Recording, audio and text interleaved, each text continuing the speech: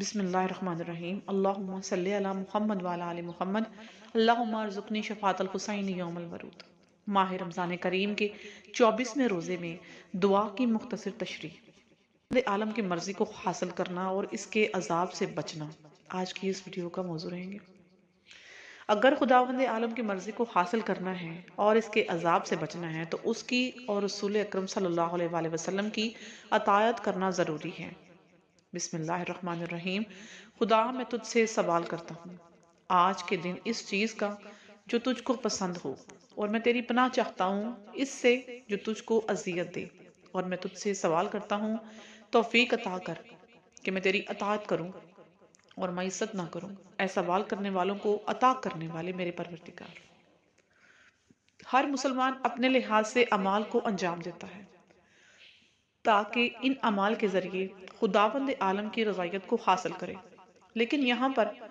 ہر مسلمان کے ذہن میں یہ سوال پیدا ہوتا ہے کہ آخر وہ کون سے عمل ہیں جن کی وجہ سے خداوند کریم ہم سے راضی ہوتا ہے۔ اس کے جواب میں ہم یہ کہہ سکتے ہیں کہ ہر وہ کام جس کا خداوند عالم نے حکم دیا اسے انجام دیا جائے تو خداوند متعال ان سے راضی ہو جائے گا۔ مثال کے طور پر مومنین کی مدد کرنا، نماز کو قائم کرنا، یتیموں کی سرپرستی کرنا اور ان جیسی سب چیزوں کے ذریعے جن کا خداوند عالم نے حکم دیا ہے خداوند کریم کی رضا کو حاصل کیا جا سکتا ہے، جس کے بارے میں امام زین العابدین علیہ السلام فرماتے ہیں جو کوئی ان چیزوں کو انجام دے جن کو خداوند کریم نے واجب قرار دیا وہ بہترین لوگوں میں سے ہو گیا۔ سبحان اللہ۔ اور جن کاموں کے کرنے کے لیے خداوند عالم نے منع کیا ان کو انجام نہ دیا جائے، مثال کے طور پر جھوٹ بولنا،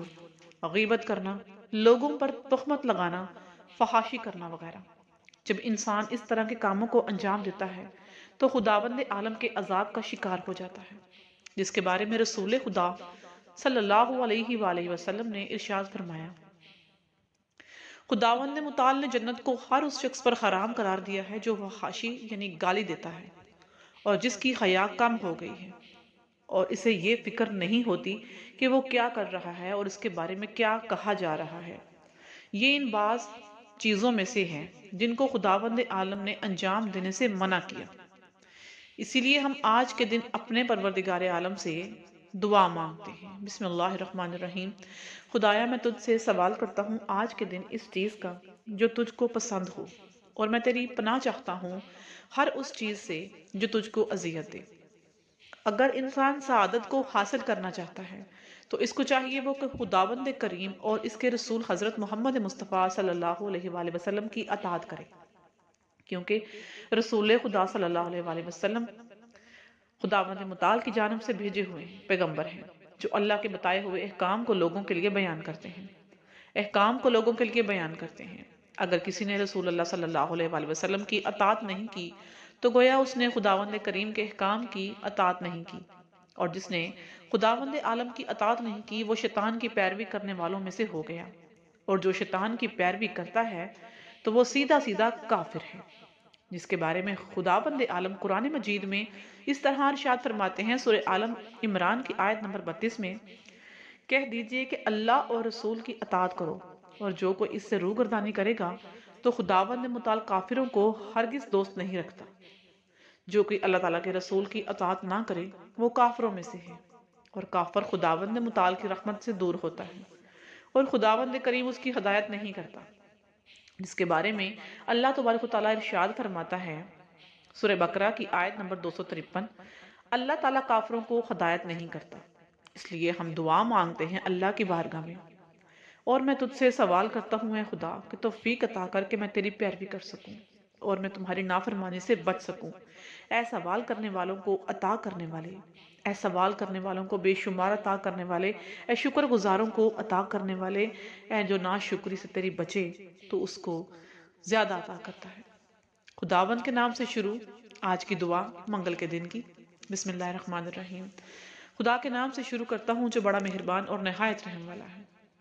حمد اس خدا کے لیے اور ہم اسی کا حق ہے، جیسا کہ حمد کثیر اس کی شایان شان ہے، اور میں اپنے نفس کے شر سے اس کی پناہ چاہتا ہوں۔ بے شک نفس برائی پر اکسانے والا ہے، مگر یہ کہ میرا رب رحم کر دے، اور اس کی پناہ لیتا ہوں شیطان کے شر سے۔ اور جو میرے لیے ایک گناہ پر دوسرے کا اضافہ کرتا رہتا ہے۔ میں ہر جائز بدکار اور ظالم حکمران اور کبھی دشمن کے مقابلے خدا سے تحفظ چاہتا ہوں۔ اے معبود، مجھے اپنے لشکر میں قرار دے، کیونکہ تیرا لشکر ہی غالب رہنے والا، اور مجھے اپنے گروہ میں قرار دے، کیونکہ تیرا ہی گروہ کامیاب ہونے والا ہے، اور مجھے اپنے دوستوں میں شامل فرما، کہ تیرے دوستوں کو کچھ بھی خوف اور حزن، رنج و غم نہ ہوگا۔ اے معبود، میرے دین میں بہتری فرما، کیونکہ یہ میری ذات کا نگہبان ہے، اور میری آخرت کو سنوار دے، کہ وہ میرا رب پکا ٹھکانہ ہے، اور وہ پست لوگوں سے فرار جانے کی جگہ ہے،